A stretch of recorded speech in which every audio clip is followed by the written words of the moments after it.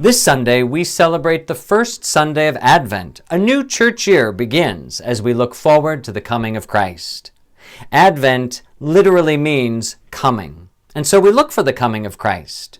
The season of Advent is broken up into two categories. The first half really focuses on the second coming of Christ, Christ coming at the end of time, and so we prepare ourselves for that. As we get deeper into the season, we're going to begin focusing on that first coming of Christ when Jesus is born in Bethlehem for our salvation. The readings this week are going to look for that coming of the Lord, the day of the Lord, as we hear it said over and over again. And we begin with the prophet Isaiah. Isaiah's prophecy is about the glorification of God in the city of David, Jerusalem, that God's house will be raised up on the highest mountain, and that all nations will stream toward it, and that's where they will find peace and happiness. That God is so exalted that he is lifted up out of this world, and that all of the cares and concerns that the world wants to drag upon us cannot pull us down, but rather, in God's light, people are lifted up. As all nations stream towards the mountain of God's house, they find that all that they desire is fulfilled. No longer do they need to settle their disputes with war or violence, but rather they come to God for true justice, for true peace. And so as Isaiah says, those swords are broken, turned into plowshares, because this is a new people, a people who live in the day of the Lord, where there is peace and justice, security and happiness.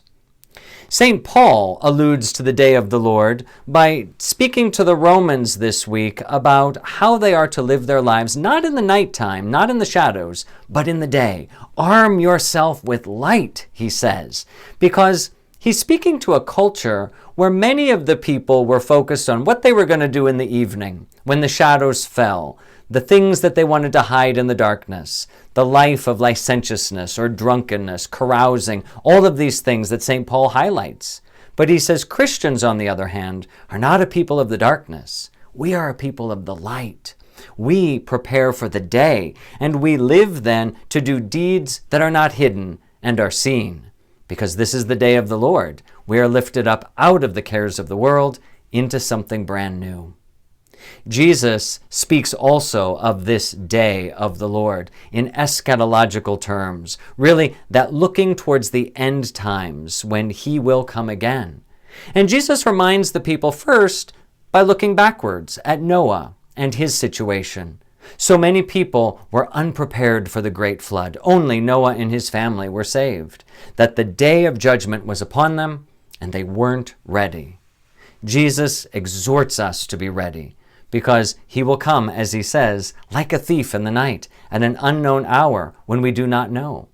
But if, as St. Paul encourages us, we live in the day, and we live as children of the light, well then, we have nothing to fear, nothing to worry about, for we have put our hope in Jesus and his coming.